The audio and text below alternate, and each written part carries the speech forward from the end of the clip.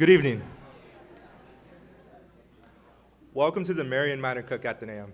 I'm A. Vasquez, one of your fellows for this year. For a moment, picture yourself at graduation. For some of us tonight, it's only a few months away, while the rest have a bit more breathing room. But right now, let's pretend we're all there together. Take a look around. The sea of graduates are dressed in their regal caps and gowns, adorned with colorful sashes and stoles, creating a mesmerizing visual spectacle. The seats are filled with proud parents, family members, and friends, all eagerly awaiting the moment their loved ones' names will be spoken. The room is abuzz with excited chatter as graduates congratulate each other and snap pictures to commemorate the momentous occasion. A gentle breeze sweeps across the amphitheater, carrying with it the scent of fresh grass, mingling with the aromas of perfumes and colognes worn by the guests. A familiar face takes the stage, and you hear the famous phrase, "Why are we here?" And you ask yourself a different question: where am I going? Life can take you in unimaginable directions that can fundamentally change who you are. So, who will you be next? I mean, whenever I'm asked what I want to be when I'm older, I just say happy, but what does that actually look like? To help answer that question, joining us tonight is best-selling author and Emmy Award-winning filmmaker, Davy Rothbart. A prolific journalist, writer, and creator, Davy has contributed to Los Angeles Magazine, The New York Times, GQ, and many more, as well as authored books including the critically acclaimed My Heart is an Idiot. He has also founded his own magazine, Found Magazine, no pun intended. This publication centers on storytelling through snippets such as drawings, flyers, and letters. The magazine would go on to inspire Found the musical, the off-Broadway hit. In film, Davy has created multiple award-winning documentaries, including, but not limited to, 17 Blocks, Medora, and My Heart is an Idiot, which chronicles his journey sharing his life while promoting the book of the same name. Tonight, Davy will share with us what he's learned about pursuing your passions while still finding meaning after college. Before welcoming our speaker, we ask that cell phones be silenced and put away, and kindly remind the audience that video and audio recording are strictly prohibited. At the end of tonight's presentation, there will be some time for audience questions. Mr. Rothbart's Athenaeum presentation is co-sponsored by the Gould Center for Humanistic Studies at CMC. With that in mind, please welcome to the AF, Davy Rothbart.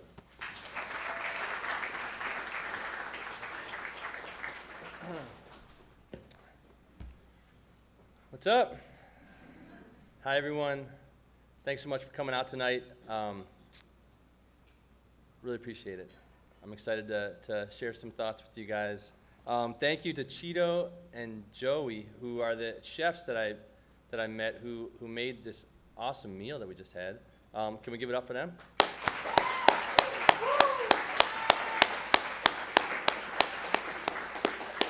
And thanks to Professor Moffitt, Professor Kind, Priya Junar, Jessica Cisneros, and all the rest of the CMC staff and faculty for inviting me here tonight. I really appreciate it. Thank you. Yeah. What the hell? These guys work day in and day out. These are hard workers, team players. Can you guys hear me okay? And yeah, in the back, you can hear me fine? Okay, cool. I'm used to a different mic setup where I'm right up on it like, this is good. Cool. So, and props to my table here. Awesome table. Thanks for, we were shooting the shit, and it was pretty cool. So we opened up to each other a little bit. It was awesome. So, listen, I know some of you may be graduating. My name is Davy Rothbart, by the way. So thank you, Abe. That was an awesome intro. We gotta hit the road together so you can say such lovely words every time. You painted a beautiful picture. Okay. I know some of you guys are graduating in a couple months, and others maybe not for a year. Maybe not 2-3 years from now, but I've been thinking back to my own college graduation and the kind of advice that I could have used at the time. Not advice like go be great. I mean, you should go be great, and you will. But I mean like actual nuts and bolts advice, like real talk, encouragement, tough love, all of it.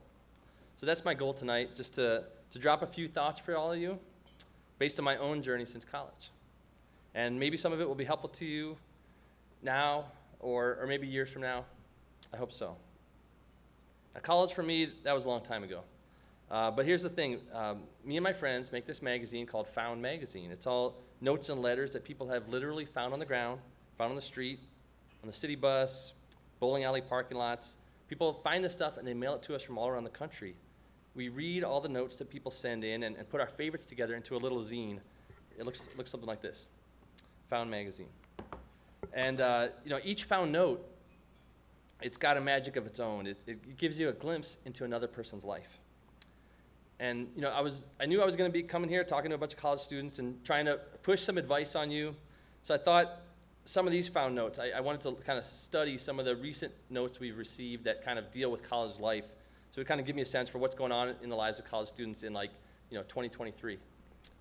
So let me share a few of these with you. These are just ones that people send in to us from college campuses. And this one came from actually Ann Arbor, Michigan. That's where I went to school, University of Michigan. And yep, go blue. Thank you, sir. This one, it's written to a guy named Delane. And it says, "Dear Delane, you and I are just friends. That's the way I wish to remain. I like you as a friend.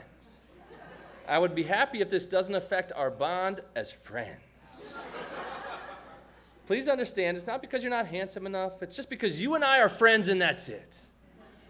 The reason you can't be my boyfriend is because I'm not as attracted to you as you are to me. To be honest, I just want us to be friends, that's it. It's your choice whether you want to be my friend or not. Signed, Julia. P.S. Let's just be friends." And so the woman that found this, she said she wonders if Delane ever got the subtle hint that Julia just wanted to be friends. Sometimes you got to hammer a point home to somebody, make them a Google Doc, text it to them, you know what I'm saying? This one came from Austin, Texas. Found at a dormitory on the University of Texas campus. It says, "Jenna, can I give you a sensual massage? Then I will talk about Jesus." My shoulders are sore. I could use some spiritual guidance. Where's this guy? Where's this guy? I want to talk to him. My friend teaches at Vanderbilt University, Nashville, Tennessee. He found this one outside of walking to work. It was on the lawn of a fraternity on campus, right after what is it called? Pledge Week, Initiation Week. I don't know if you guys have Greek scene here. Not really. Good, but no, whatever. But at Vanderbilt, it's huge, right? So this is a note he found, a letter. It says, "Hi, baby, this is a lot safer than email." Well, I don't know if we should go off today, even though we probably will. I want to so bad, but I don't want to risk what I've been striving for this whole time. After last night, I see why we have rules for I Week, Initiation Week. It's not just to bust our balls, it's way more than that. It's because we should be concentrating on Sigma Chi and nothing else. I kind of knew that before, but I didn't know why. I didn't know this fraternity went so deep into you that it could grab you from the inside and turn you inside out to make you a better person. I know now why we haze. It's so we can break you down and mold you into a better person. Pledging only went skin deep as far as I'm concerned. I Week has penetrated my whole body. I always hear of people seeing the light, finding a better way. I could never envision that happening to me. But now I've seen that I can be a better person. I hope this doesn't sound weird, but I know now what matters and who I have to prove it to. I can't wait till I'm done because there's some cool shit I want you to see. I can share this with you because it's not ritual, it's not even close to ritual, and it's had a great impact on me. All in all, it makes me realize why I should devote this whole week to Sigma Chi and nothing else. I can't wait till I can hold you in my arms and express my love to you in the many ways I know I can. I'm confident that I'll be able to head my life in the right direction now. And I know I want you there with me, so I can share this with you. I can actually see me as a father one day, preaching some of the things I learned this week to my kids to better their lives, and I know that I will. I hope you don't feel bad at all if I say I want to wait a couple more days to be intimate with you.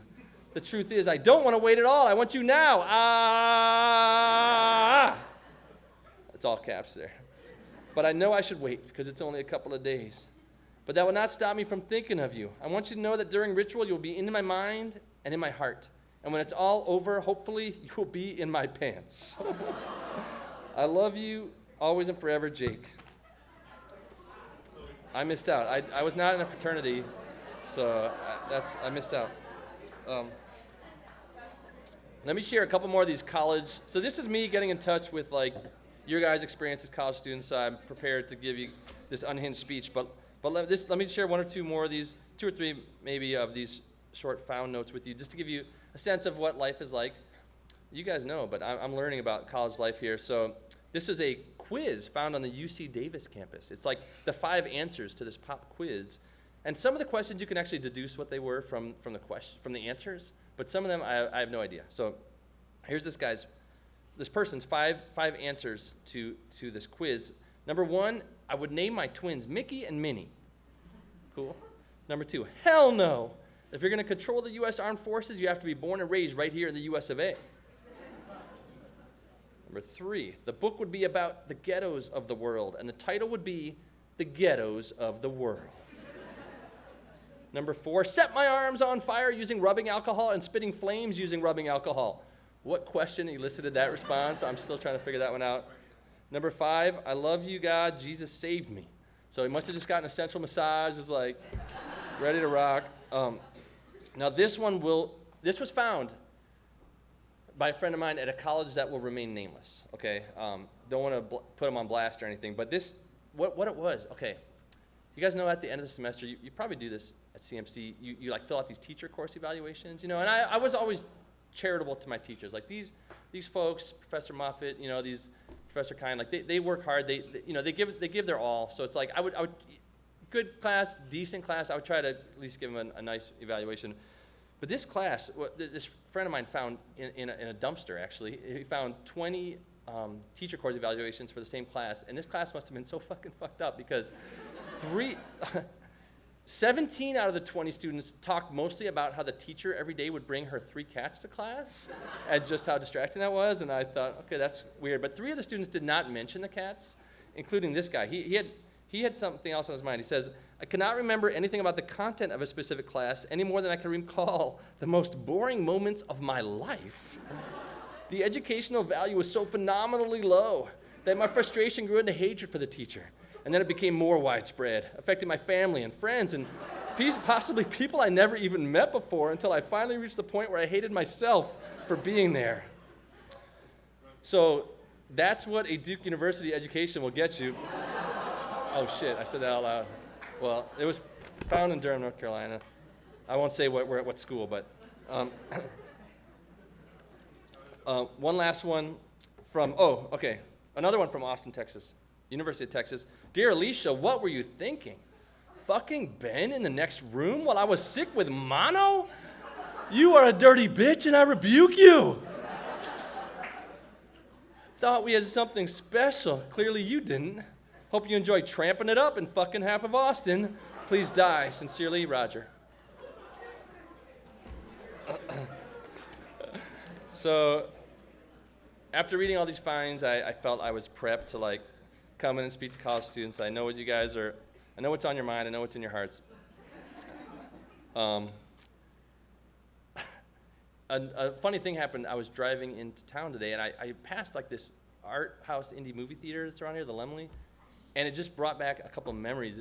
It's neither here nor there, but I was like, I've been here before. I didn't think I'd ever been out to this town, but I actually had a big date, a big first date with this woman, Janelle, to see a movie. I kept hearing about this movie. I didn't really know what it was about, but I kept hearing about this movie called A Clockwork Orange, all right? So I guess I would just say if you take on one piece of advice from this speech, it would be don't bring a first date to see the movie Clockwork Orange. And if you do, don't try to hold your date's hand or anything like that. There's not a good moment in A Clockwork Orange to hold anyone's hand. And then I was remembering that, and I realized this is the same theater that my friend Carson we were driving out to Joshua Tree once from LA, and he dragged me to see this movie there called Mephisto. It's a German film. And the memorable part of it for me was this woman has sex with a snake. And I was like, Carson, thanks for bringing me to this thing. What's up with that? Anyway, so I would say avoid those. Avoid Mephisto. Clockwork Orange, check it out, but not on a first date. So it's crazy for me to be up here talking to all of you guys because I feel like any speaker here, you're supposed to dispense great wisdom from on high. But to me, there's something presumptuous about acting I know what's what and telling you how to live your life. I'm older than all you guys, and I haven't mastered life. I haven't figured it all out. In fact, what would probably be most helpful for me is if I could take a seat out there by myself and all of you could come up here and give me advice. That would actually be awesome. No? Okay. Next visit. That said, I'm proud of the work that I've done since college, and I'm happy with where life has spit me out. Back at my high school graduation, I talked about how I was going to go to the University of Michigan and pursue my dream of becoming a writer, and shit, like I did it, like I am one. And I've had a chance to make some films, to work for one of my favorite radio shows, This American Life, and do some other fun stuff. So I thought the best thing I could do, and maybe the most helpful thing for all of you who are graduating this spring or will graduate in the years to come, is just to share a little bit about the winding path I've been on since college, and actually try to give some super specific advice. So I've cooked up this kind of crazy manifesto, and here we go. I've got 12 ideas to share with you briefly. I'm calling it a 12-step program. I don't know if you can really call it a 12-step program while I'm drinking Maker's Mark out of a Gatorade bottle or whatever, Koya. But let's call this College Graduates Anonymous, all right? All right, here we go. Step 1 is simply called keep your head up. Life after college can dish out some pretty tough moments. So I thought I'd share a couple from my own life, so that in the years to come, when you're having a bad day, a bad month, or a bad year, you can remind yourself, like, remember that weird dude at the Athenaeum who was drinking Maker's Mark out of a Gatorade bottle? He went through some messed up shit, and things turned out okay for him. So let's start with your love life, or mine. Let's start with mine. I once went 4 years without having sex. Not proud of it. 4 years, and to be honest, it was actually 4 years without even kissing a woman or a guy. Nothing. No. I'm just saying it was a cold era. It was an ice age. All right. And that was, for me, it was age 21 to 25. And what happened was, I'll tell you. No, let me explain this. So I graduated from Michigan, and I was dating another English major at the time, this woman named Maggie. I was a senior, she was a sophomore. And my plan after college was to move to Chicago. And she was trying to decide whether to take a year off and move to Chicago with me or do this junior year abroad thing at St. Andrews in Scotland. I'm not sure what my thinking was because I was super in love with her. And I mean, this girl was like my soulmate. But I actually encouraged her to go to St. Andrews because I knew that was something she was really excited about, this program they had. And she actually got into it, which was hard. And I thought she should see it through. And I just said, I'll come visit you. We'll figure it out. I knew the distance would suck. We'd get there. So her first day there, she meets this French windmill repairman named Gilles. And that was it. And a few years later, she's actually, married to this guy. And she lives with him in Toulouse. And they've got a family right now. She still lives in France. But we're friends still, all these years later. Like, I was on Instagram. I was literally messaging with her last night on Instagram. And but by the time, it was rough. It was rough, And I was in Chicago. I was broke. I was really lonely. I was without my close friends from high school and college. And I was literally, like, this sounds pitiful, but I was literally, like, crying myself to sleep every night, just looking at pictures of Maggie, writing her these long, soulful, heartbroken letters, which, I wasn't going to actually send her anything, but, you end up sending them anyway. And so, first of all, like, fuck Gilles. Like, fuck that guy, right? What kind of a name is Gilles? Second, if you're completely in love with someone, like, don't tell them to go to St. Andrews for a year. So, don't hold someone's hand when you see A Clockwork Orange. Don't send your girlfriend off to Scotland, where French windmill repairmen apparently, like, hang around waiting to snatch up the love of your life. So here's how you end up going 4 years without having sex or even kissing someone. The first 2 years, you're just crying every night in your bedroom. No one wants to have sex with you when you're crying. The next 2 years, you're half over it, and you're trying to kiss anyone who crosses your path. But the thing is that as a recent college grad, and especially if you're like a writer or a creative sort, if you're early in your career, it's not easy to define yourself to some girl or guy at a bar or a party when you've got to kind of give your elevator pitch. Some woman I really liked, I'd finally get a chance to talk to her, and she'd be like, so what do you do anyway? And I'd be like, I don't know, I like to write. And generally, like, you're not going to get to kiss that person. They're going to go kiss the guy who's the drummer for a punk band called 7,000 Dying Rats. Or, when the next woman you're really into asks you what you do and you say, try to be super truthful, like, I'm a valet at this country bar called Whiskey River. She's going to make out with this really suave architect dude named Gonzalo. My point is, we can't all be architects, we can't all be doctors, we can't all play drums in 7,000 Dying Rats. We don't always have a tidy way to describe who we are and what we do. And you may find it hard in the years to come to neatly sum yourself up and your ambitions up to someone you're trying to kick game to, or even to your own relatives, or even to yourself. And that can be frustrating, it can be depressing. You might feel like you don't know who you are in the world, or what you're doing, or where you're going. It's easy to get down on yourself. But just remember, well, I like to write, or I'm a valet at a country bar. Those are perfectly valid answers to the question, what do you do? Not everyone you meet will always get you, but that's okay. While other people are in med school or working their way up a company ladder, you're actually doing the hardest work first, figuring out what it means to build a fulfilling life for yourself. For me, like the 3 or 4 years after I graduated college, those were the hardest years of my life. And I'm not just talking about the no sex thing, although that did suck. But I'm just warning you, like, things might be hard for a while. They might get hard after you graduate. It's a jarring transition. Don't sweat it. Things will get better. So just keep it moving. Don't get too down on yourself. Keep your head up. Step 2. Step 2. I call this adventure time or explore the world. And I was talking about this earlier today with Nathan, one of the podcast folks here. But let me keep this simple. Like, travel as much as you can. If you have the funds, like, travel overseas. If you don't, road trip around the U.S., even California, or your home state. Bring a friend, or if you're feeling brave, travel alone, and you'll meet more people. Travel can occasionally be hard and even stressful, but mostly it's fun, and it changes you. It teaches you how to be a more capable person. Maybe you're broke, and travel's not an option. After I graduated, I was super broke. I moved to Chicago. I got the first job I could. But if you live in a city, or really, honestly, wherever you live, you can still be exploring the world by exploring your city. I'll explain what I mean, but this leads into step 3, which is talk to strangers.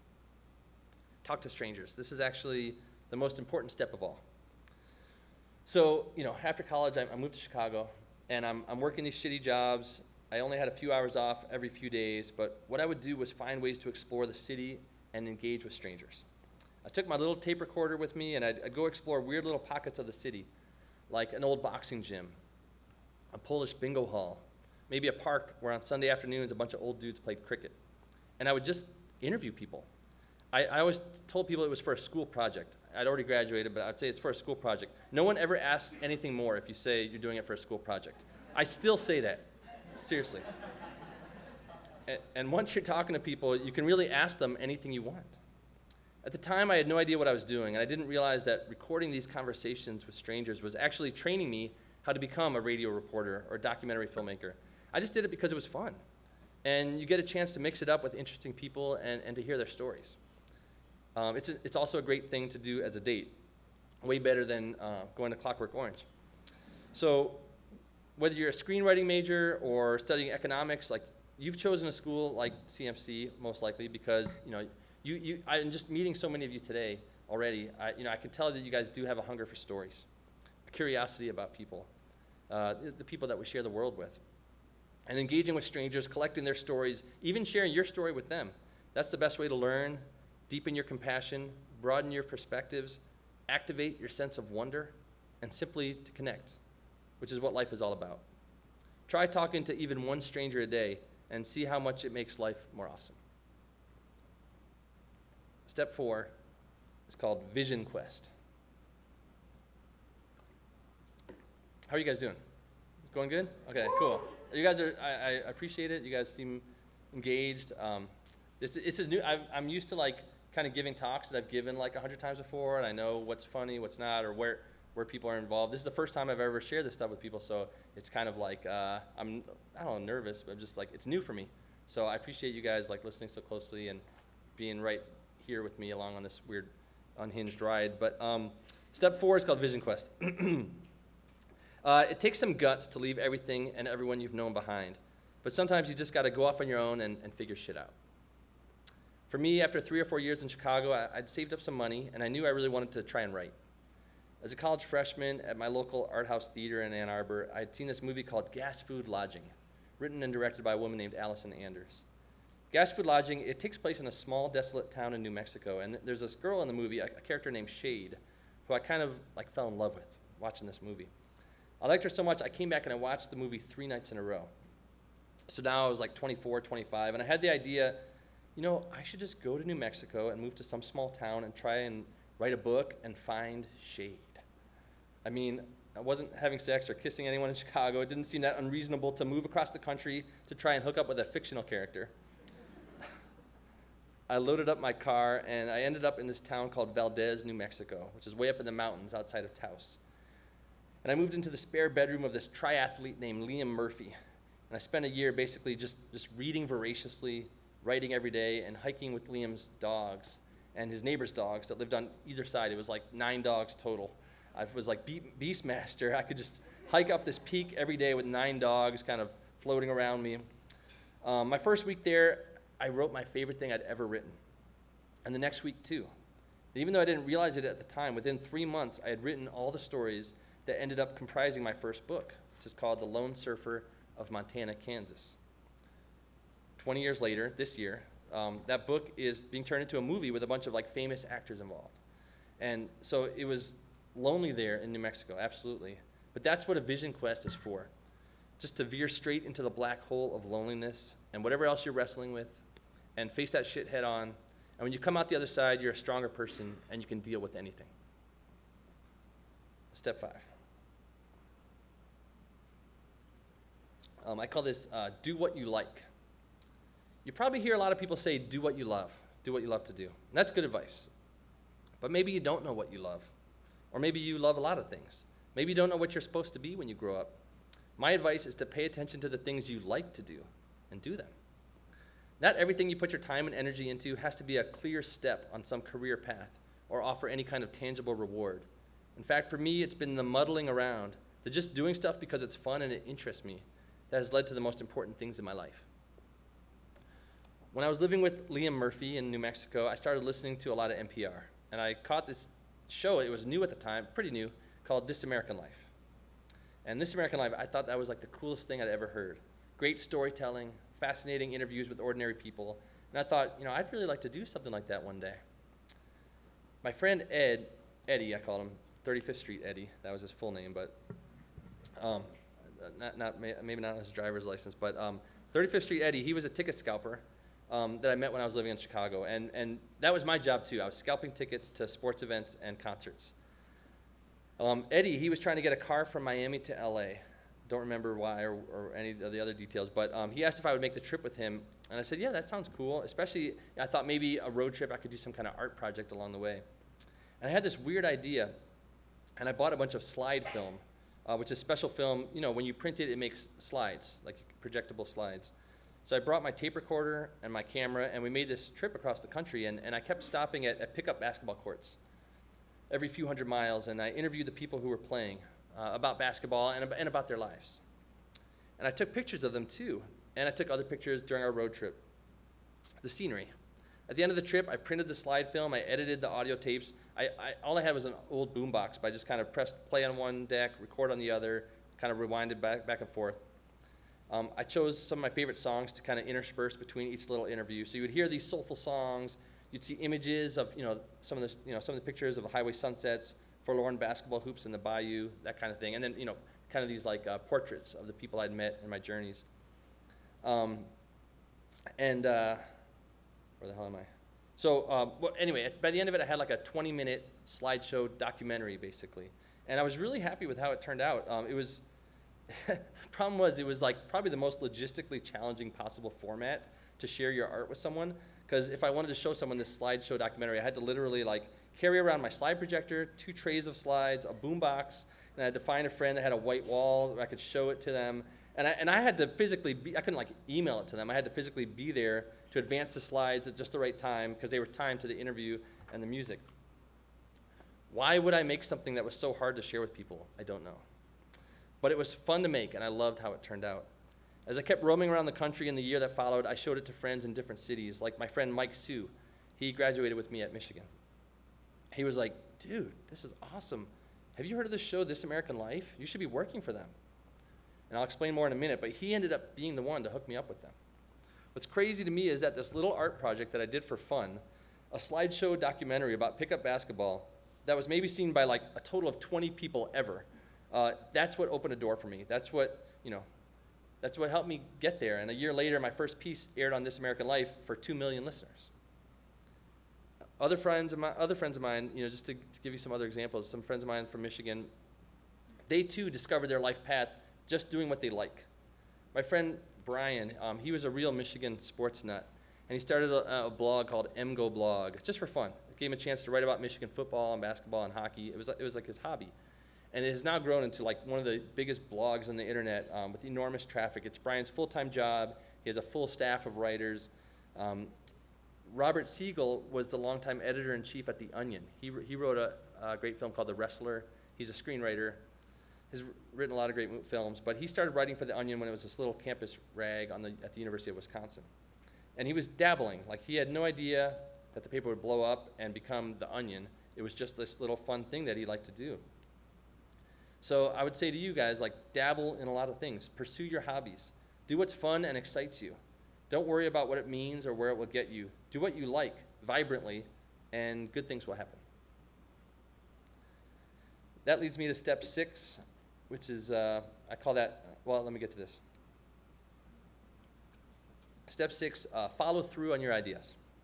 If you have an idea, if something sounds like it might be fun to try to do, do it. A lot of people have ideas but never execute them. Bring your ideas to life. Let's go back to Chicago, the celibate years. I came out to my car late one night, right in front of my apartment in Logan Square, and on my windshield was a note. On the windshield of my car, there was a note written to a guy named Mario. My name's Davy, not Mario. So I'm like, all right, what's this thing all about? I opened it up, and it said, Mario, I fucking hate you. You said you had to work. Why is your car here at her place? You're a fucking liar. I hate you. I fucking hate you. Signed Amber. P.S. Page me later. And I love that note, like she was so angry and upset with him, but still sweet and hopeful. Page me later. There was some complicated emotions going on. So I had actually been collecting found notes like that for years, and I started showing that Mario and Amber note to my friends because I thought it was kind of amazing. And I was surprised how many of my friends had found a note, something similar, a kid's drawing, a Polaroid they found in the gutter, maybe a crazy to-do list that they found on the city bus. And they always had these finds like up on their fridge in their apartments. But it was a shame to me, only the people that came into their kitchen would get to see that stuff. So I was like, you know what, a magazine, found magazine, that could be a way for everyone to share their finds with everybody else. Anything, so I started making these flyers. Found magazine, notes and letters that people have found. And I thought, it seemed like a cool idea to me, and I thought, I guess someone should do it. I guess I should be the one to do it. And I had no grand ambitions for it. The idea was just to make a little zine. I spent a few months gathering found stuff for my friends and friends of friends. I spent 3 nights putting the first issue together with my 2 cousins who were aged 12 and 17. And just using scissors and tape, we just taped this whole thing together. And then we took it over to a Kinko's at 3 a.m. to make 50 copies. Like, that's how large my ambitions were, 50 copies. And this young punk rock kid, he was working there. He was like, dude, this is cool, man. Let's make 800 copies.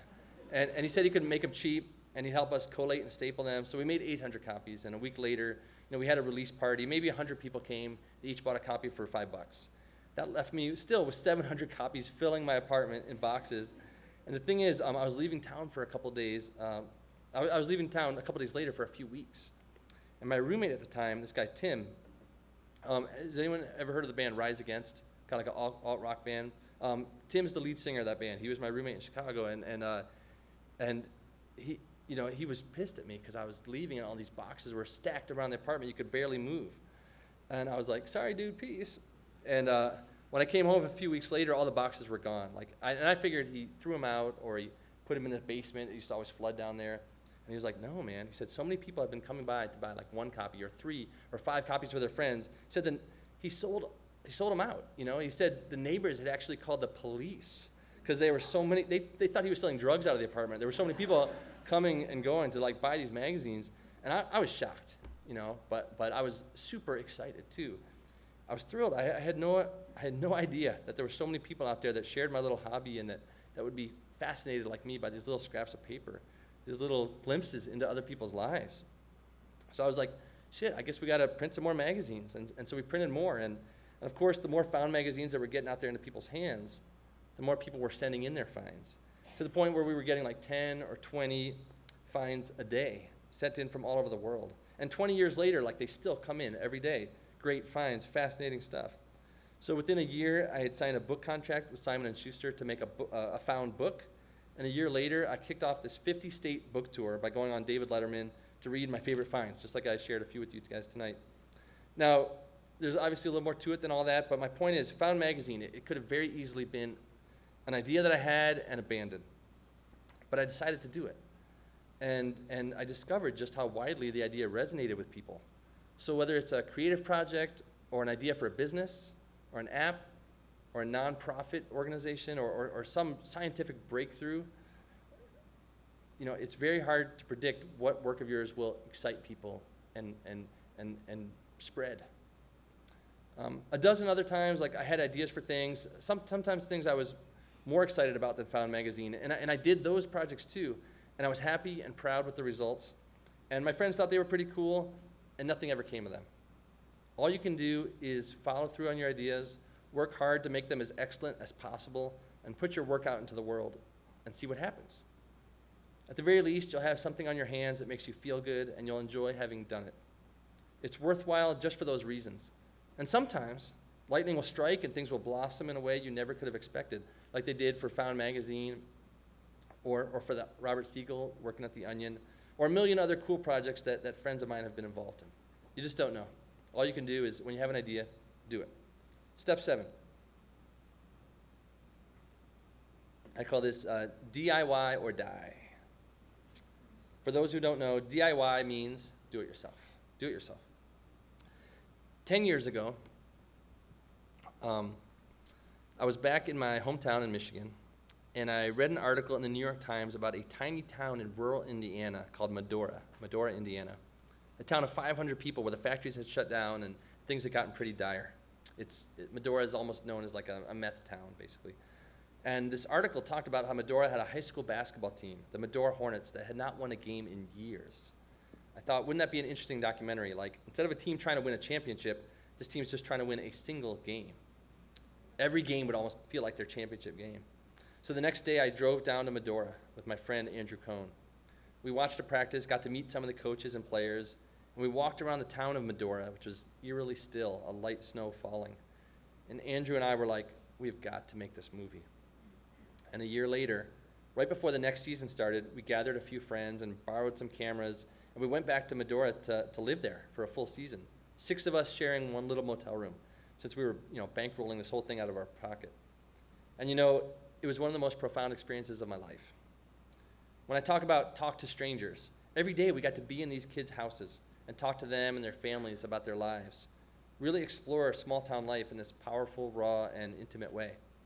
Basketball was almost like an excuse to enter a community like Medora and ask people about their lives. And it was amazing how quickly and deeply these kids opened up to us. I was reminded every day that when you approach people with kindness and curiosity and genuine compassion, how eager they are to open up and share their stories with you. I won't lie, it was hard work, but it was also a lot of fun. And we ended up with 600 hours of footage, and over the next couple of years, we whittled that down into an 80-minute movie. We got to premiere the film at South by Southwest Film Festival, and we got a theatrical release, these amazing reviews in the New York Times, the Washington Post, the Village Voice, and best of all, we got to travel around the country with some of the kids from our film and share the movie with people everywhere. The movie ended up airing on PBS, where millions of people saw it, and the crazy thing is, in a category where we were up against movies produced by famous people like Brad Pitt, we ended up winning an Emmy Award. For real. I got that statue shit, I still got it on my mantle, man. I almost brought it today, but I thought that might be a little, but it would have been good selfie material. I should have brought it, actually, now that I think about it.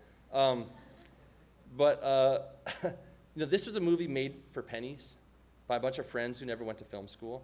but we just love to talk to people and hear their stories. And my point is, like, you don't have to ask anyone's permission to make a movie or start a zine or put out an album or write a book or to organize protests or start an urban farm or design a clothing label or start a micro-lending service in a neglected part of the world. With filmmaking, for example, like, the tools are in the hands of the people now. The equipment is so cheap and available, truly anyone can go and make a film. So Found Magazine, that's a DIY undertaking. The Onion started out DIY roots. And in my opinion, most of the time, you're better off just going and doing it yourself than spending months or years trying to go through official channels and waiting for someone else to give you the green light. Step 8. You guys hanging in? Hanging in? Okay, cool. Let's keep rocking. Step 8, hard work and sacrifice. Sounds like some shit those racist Danes would have preached to you, Abe, while you were stationed outside of Copenhagen there. But I'm gonna dig into this. I'm gonna give you my take on hard work and sacrifice. Right? It's pretty simple. I'll keep it short. But if you put in hard work, you will be rewarded. Take pride in your hard work. As Malcolm Gladwell puts it, you need to put 10,000 hours in before you gain mastery of something. 10,000 hours. If you want to be a writer, write.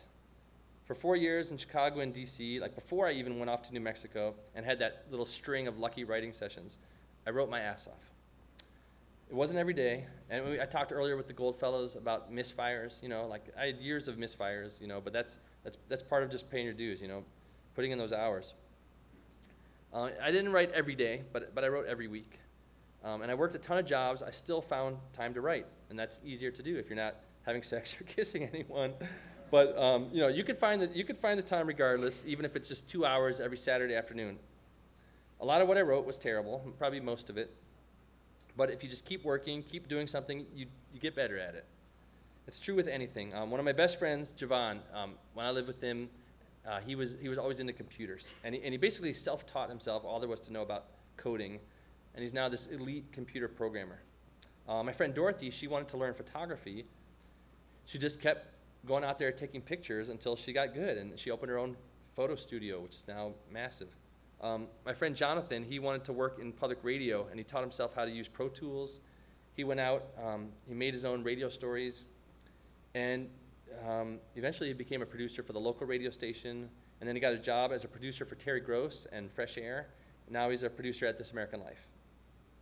Getting really good at something is less about some God-given natural talent and more about hard work, desire, and consistency. Whatever you like to do, really dig in.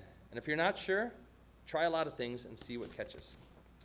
Be proud to be outworking others. It doesn't mean you have to be boring, but when something means a lot to you, it's easy and thrilling to put the work in. Now, hard work, it requires sacrifice. I spent about 3 years writing my most recent book. It's called, it's a book of personal essays. It's called My Heart is an Idiot. These are personal stories about my own misadventures with love and relationships. And some stories about some of the interesting people I've met over the last 10 years as I've been traveling around the country. My editor, he was smart enough to give me regular deadlines every month or two.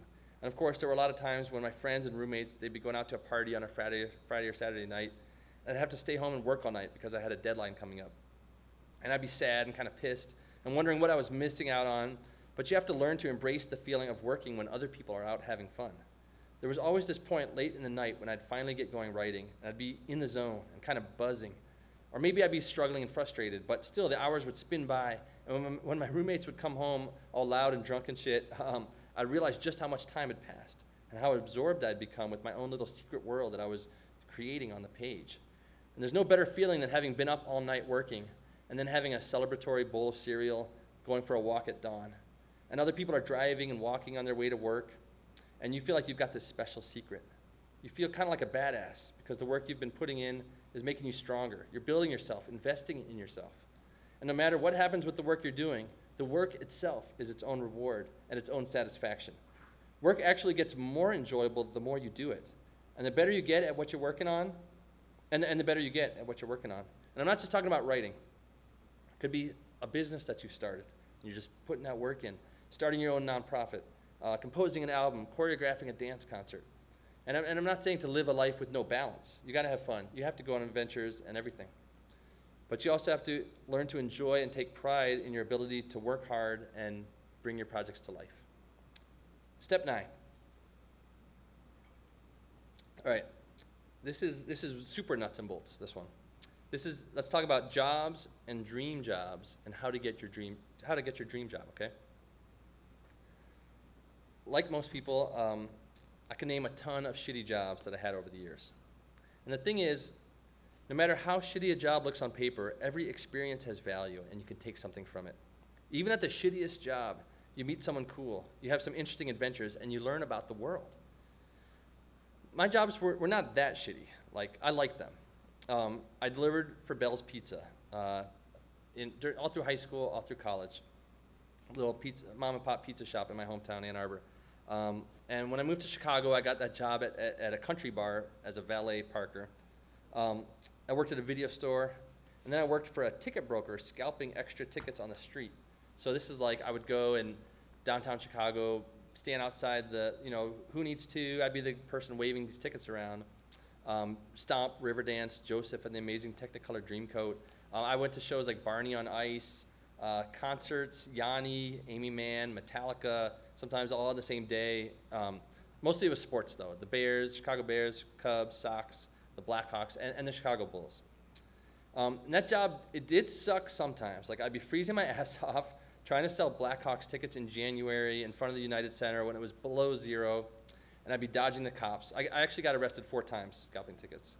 But you know what I was saying earlier about talking to strangers? Like a lot of the times they would lock all the scalpers up together in one cell. And I actually made some really good friends that way.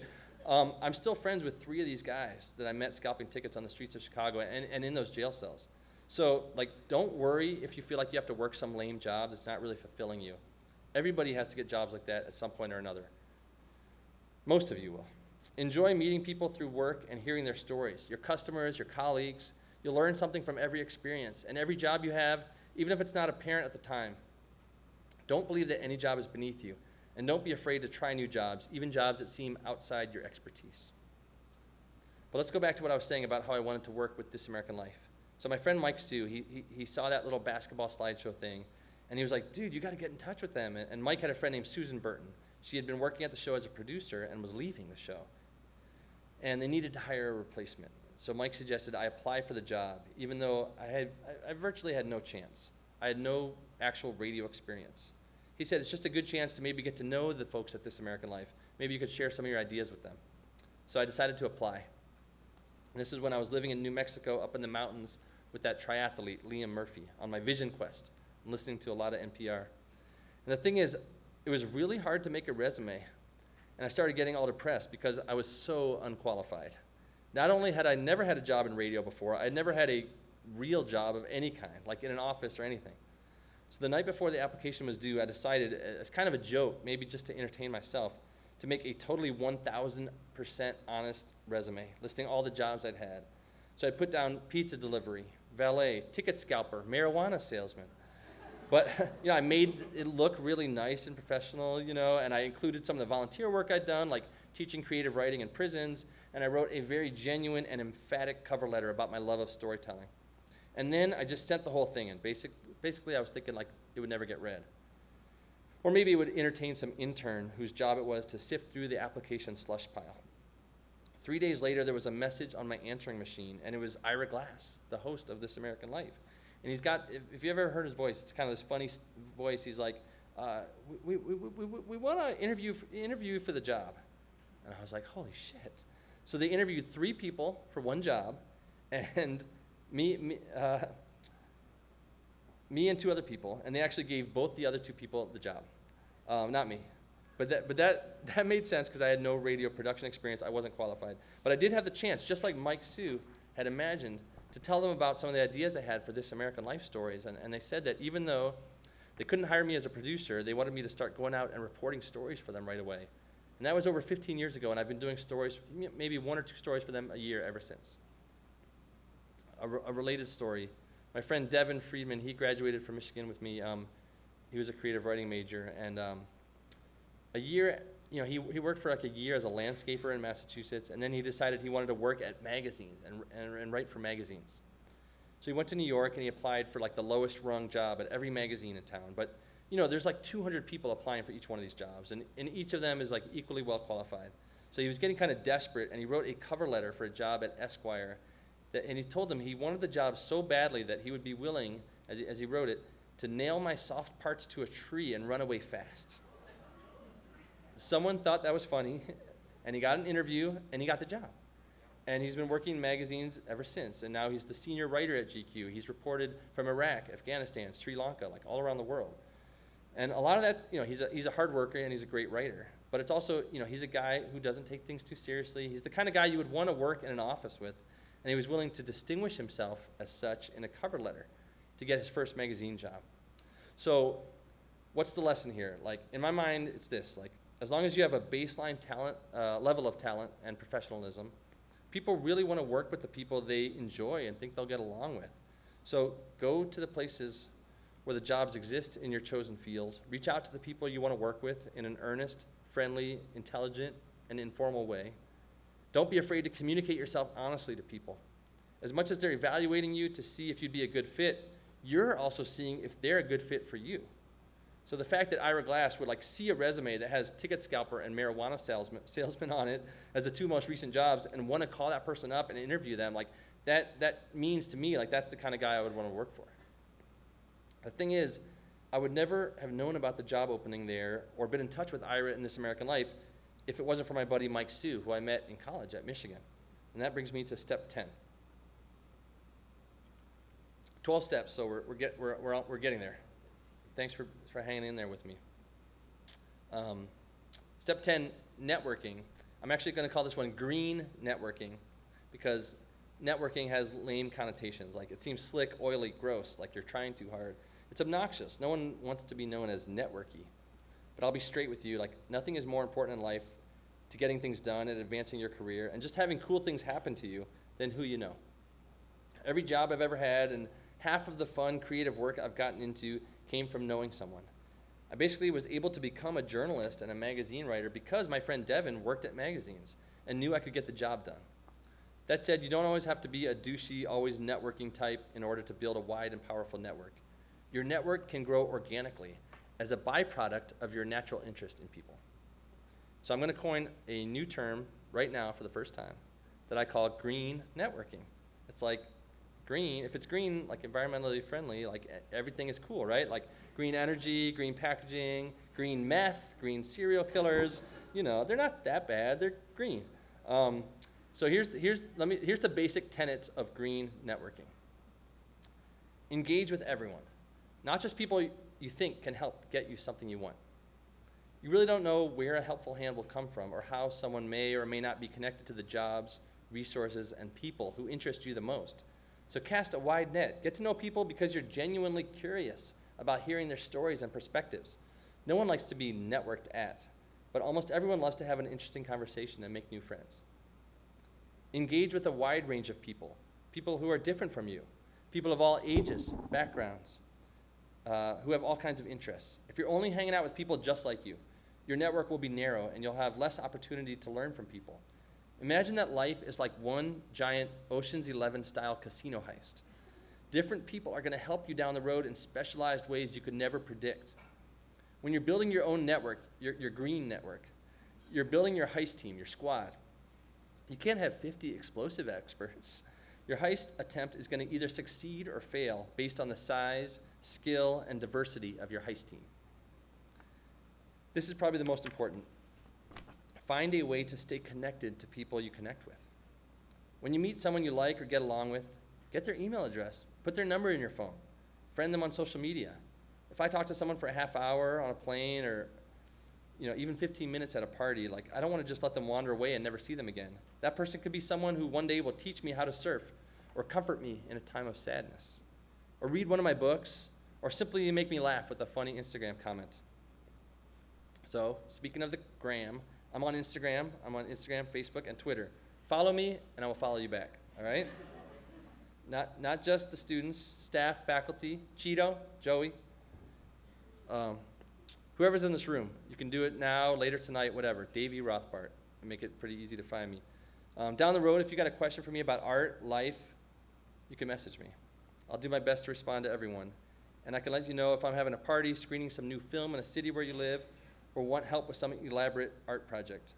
We share this time together, we're connecting, so even if this is sort of more one way than I would like, because I'm just ranting to you guys while you're so generously appear to be listening. So let's stay in touch. I'm gonna pass around this email list too. Hey, will you just pass this around? Yeah, thank you. I asked you guys, just put your Gmail on there, whatever, and I'll hit you all up, BCC style. You'll have my info. You won't all have each other's, but you'll have my email. I'm gonna send you guys an email next week, and then hit me up. It could be next week. It could be 5 years from now. I'm around. And social media, it's kind of crazy. It might be different for you guys than it is for me, but and I know it gets a bad rap for good reasons, but I think it can also be really awesome. I mean, I'm friends on Instagram with the guy who was the drummer in 7,000 Dying Rats. That architect Gonzalo I mentioned. They're actually both really cool guys.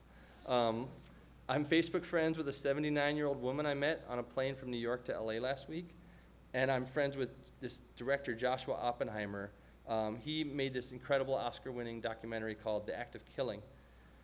And just because I found him on Facebook, and I sent him a friendly message and a friend request. And it might have helped that we had a couple of mutual friends already.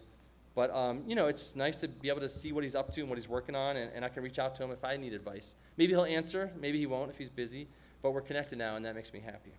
Life is long, and you can meet someone, really connect, and then end up finding them again years later and hanging out. And that's a really great feeling. It's more likely to happen, though, if you have their email or phone number or are friends with them on Instagram, Facebook, Twitter. Last month, this was awesome, but I had dinner in San Francisco with this guy who was my boss at that stupid country bar, Whiskey River in Chicago, when I was a valet parker, way back in the day. I hadn't seen him in 20 years, but it was really fun to see him again. Step 11.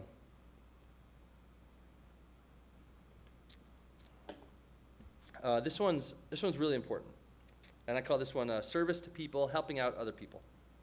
It's important not just because it makes you a good person, but because it makes you happy. So in 1999, back in the day, I was living in D.C., and I had the idea to make a little movie starring one of the kids in my neighborhood. It's called Anacostia. It's southeast D.C. And I always played basketball at this court, and I met this 9-year-old kid named Emmanuel Durant. He was into it, the idea of acting in this little movie. His mom said it was cool, so we started filming. But within 2 weeks, I realized how stupid my idea really was, and that it wasn't going to work. But by that point, I'd gotten really interested in Emmanuel and his family's actual life. So I just kept coming over to their apartment and filming, documenting their life. Even after I left D.C., I stayed close with Emmanuel and his family, and every time I was back in town, I'd come by and visit them, and sometimes we'd film a little bit. 10 years later, Emmanuel was a real success story. The first kid in his family to graduate high school. He was engaged to his high school girlfriend, about to start training as a firefighter. Tragically, on New Year's Eve 2009, he was shot and killed in his neighborhood, trying to break up a robbery. I was devastated, of course, and I went to D.C. the next day to help his family out in any way I could. I was talking with his mom and his brother Smurf and his sister Denise, and one of them reminded me of this idea I had but had never acted on. I love hiking and camping, and I talked with Emmanuel once about the idea of bringing him and a bunch of the other kids in his neighborhood on a week-long hiking trip to climb a mountain somewhere. Kids who usually never even got outside their own neighborhood. I never actually put the trip together. But talking to Smurf and Denise and Emmanuel's mom, we thought maybe that would be the best way to honor Emmanuel's memory, to start doing these trips. So the next summer, with the help of some friends of mine, we put together what was like a really DIY hiking trip. We raised money online, asking for donations from family and friends, and we rented some vans, and we brought 20 kids from D.C. up to Vermont and New Hampshire, and we hiked up to the top of Mount Washington. It was truly amazing how much fun it was being out in the woods with these kids, and they had a blast. I could tell you that. We decided to call our annual trip Washington to Washington. And in the years that followed, we started including kids from Detroit, New Orleans, and other places. And we would go to national parks, Shenandoah National Park in Virginia. We went to West Virginia, the Allegheny Mountains in Pennsylvania. This summer, we'll actually be doing our 14th annual trip. Every year, I'm always grumbling at how much work it is to organize and fundraise for this trip, but I always have an amazing time. And at the end of the year, I always feel like it's the single most important thing that I did that year. If any of you guys is interested, likes hiking, camping, and likes kids, hit me up. We always are looking for new people to come and get involved as trip leaders. So yeah, come join us. We're going to go probably the first week of August, first or second week of August this year. So come join us. But let me, two things. First of all, one way that I raise money for these trips is by selling books and other stuff when I do events. So my publishers at FSG, at Simon & Schuster, and also like Ira Glass at This American Life, like they've shown generous support for these camping trips by donating a bunch of my books, the found books. And so I have a bunch of it on the table back there. For $10, you can get a copy of one of my books, and all the proceeds go to support Washington to Washington.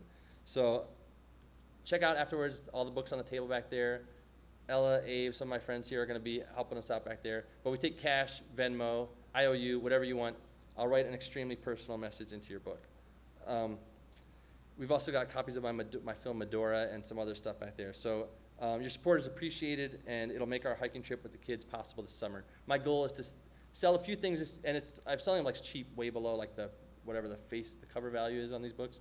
But my goal is to, because they were donated, so the goal is to just be able to bring one extra kid on the trip this summer, thanks to you guys picking up some books and stuff afterwards.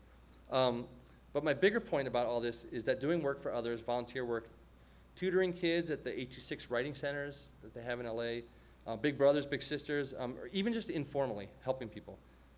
Taking your elderly neighbor to buy groceries, stopping to if someone's got a flat tire, stopping to help them out. That's going to add joy and meaning to your life and introduce you to incredible people and make you happier. Some of you might end up getting involved with Teach for America, Peace Corps, or some other kind of teaching or social work, and if so, you are my heroes.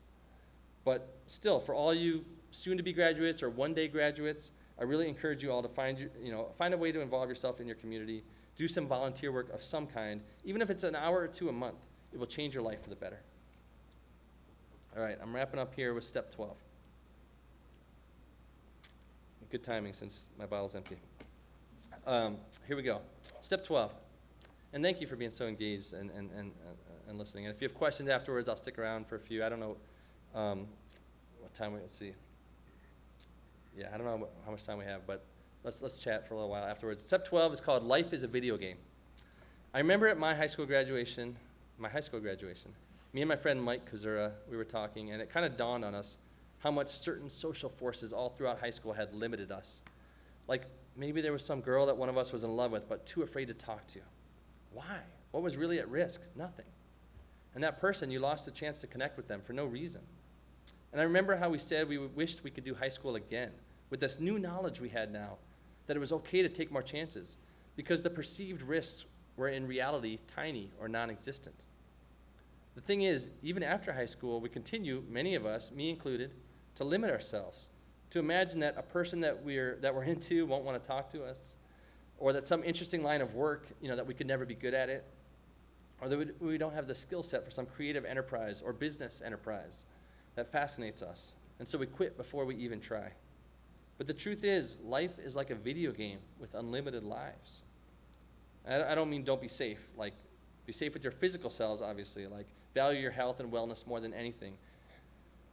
Fasten your seatbelts. Don't text while you drink and drive, But socially, romantically, like creatively and career-wise, the more you put yourself on the line, the more chances you take, the more you stand to gain.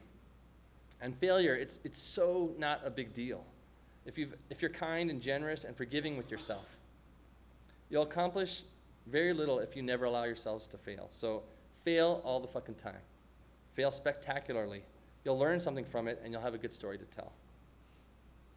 So that's it. That's my 12 steps. I hope it was helpful to you.